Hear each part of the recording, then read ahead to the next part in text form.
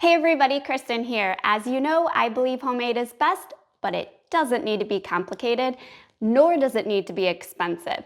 Today, I'm going to tell you about 3 staples that I use my Instant Pot to make weekly that have saved me so much money through the years, and I want to help you save the money as well. So let's break this down. The first thing I love using my Instant Pot for is making dried beans. You start with 1 pound of dried beans, any variety you like, with 8 cups of water. You can season it up with an onion or jalapeno, or you can just leave it plain and season with salt after your beans cook. Be sure to catch my recipe for the full details and the cooking times for the various kinds of dried beans. Another huge money saver is making yogurt.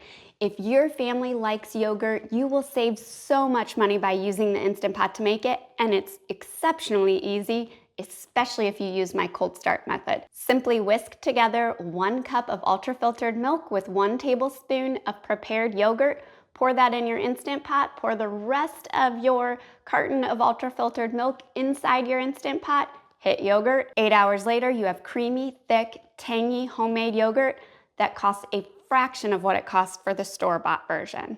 And finally, I love using my Instant Pot to turn my trash to treasure. I'm talking about making stock, be it chicken stock or vegetable broth. You simply use your leftover scraps throughout the week or wilted vegetables, some chicken bones, and some water and seasonings that you probably already have on hand, and you turn it into liquid gold.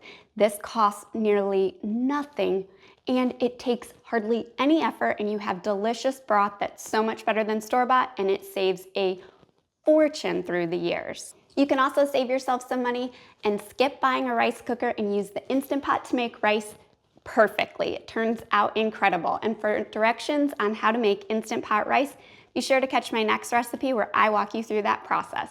Until next time, happy cooking.